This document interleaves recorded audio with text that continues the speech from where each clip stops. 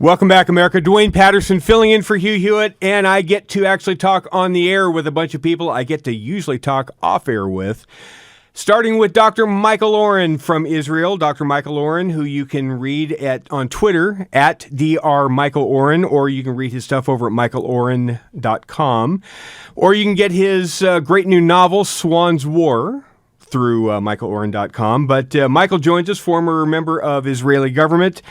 Michael, great to have you on the air with me, and I've got a bunch of stuff in our short time together. I want to get the latest on the Supreme Court fight, because just reading some of the Israeli papers, everybody seems to be angst-ridden over the end of days as we know it, which tells me it's got to be probably a pretty good thing. Jake Sullivan was in town.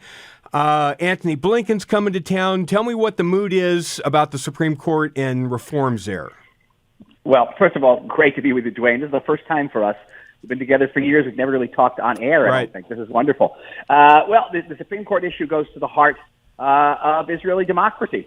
Whether there will be a judicial review, whether the Supreme Court will be able to strike down legislation passed by the Knesset, or whether the Knesset, by a simple majority of one, will be able to overrule rulings of the Supreme Court.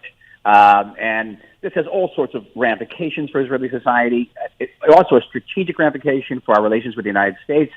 Jake Sullivan, as you said, was here, the National Security Advisor. Anthony Blinken is on his way. They're all bringing the same message. I mean, they're bringing many messages, but this is the message: is our common democratic values are a core pillar of our strategic alliance. You don't want to weaken it. You don't want to give more ammunition to the people in our party, the progressives, who say that Israel is already not a democracy. Don't make it worse. And that's the message they've been giving. I think messages have come from Congress as well to the same effect. Within Israel itself, the Israeli public is divided. 110,000 people protesting up the street from me in Tel Aviv against the reforms. But people I know in my neighborhood, I'm in a blue-collar neighborhood, they think the reforms don't go far enough. They think that they should dismantle the whole judicial system and start building it up again, because it's thoroughly sort of corrupted. That kind of sounds. It sounds kind of familiar to politics here in the States. About half and half. No question about it. Yeah. No question about it. And I've said to Hugh in the past that the attack on the Supreme Court in the United States is now coming from the left, and Israel comes from the right. Right. Someone's going to be disgruntled all the time. There's no perfect formula here. I have advocated for a court which adopts part of the American system, because in our system, the Supreme Court justices are nominated and approved by jurists themselves overwhelmingly, which means they basically stay in one place in terms of their worldview. I think that the political echelon here has to have a greater say in the nomination and election of Supreme Court justices, but we also should leave several positions for minorities. Otherwise, we'll never have an Arab judge, maybe not have an ultra-Orthodox judge. We're a different society in that way, but there has to be a reform. And the question is how far that reform is going to go. Netanyahu has been indicating to various visitors that the reforms that are now on the books, that are being proposed in Knesset, are not going to be what's going to be accepted, and there'll be some rollback. Let's hope so, because I believe that our democracy here is a strategic asset. It's the only way a society this divided, this fractured, can all get along and function. And frankly, Israel functions very, very highly. Michael Oren, we were talking about the messaging aspect of this. A different kind of messaging seems to be going on at the same time. There are news reports that out of the Times of Israel that I'm reading this morning, that Israel and the U.S. are kicking off massive war games in an apparent message to Iran. What do you know about that? And is that indeed what the signaling is going on?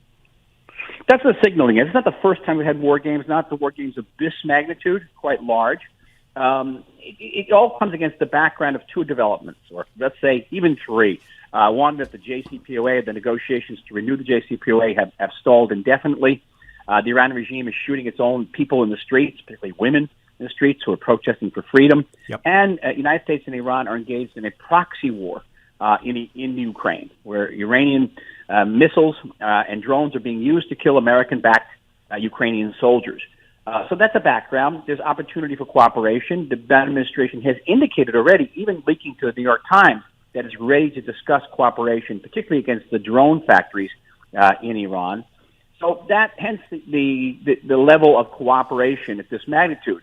What we don't see, though, Dwayne, we don't see yet the United States willing to sell or even lease strategic bombers to the state of Israel. We have small bombers, the F-35s, F-16s. Which I think is a big carry mistake. A small paintball. Yeah. We need a bomber that can carry a 50,000-pound bomb and flying at 50,000 feet, which the Iranians can't touch. That's how you send a message. If everybody knows you have that, then that sends the message, right? Yep. 30 seconds, very quickly. King Abdullah and Benjamin Netanyahu met. What do we take away from that meeting?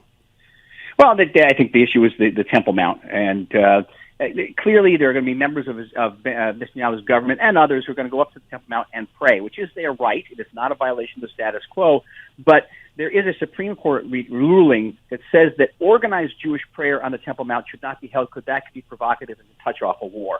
And Bibi is basically signaling to the king, we're going to keep adhering to that Supreme Court ruling. Michael, thank you very much for doing that. We will have to do this again, and hopefully I will be back guest hosting for Hugh when he's off, and we will do this again. Read everything that Michael writes over at michaeloren.com, including Swan's War. Michael Oren of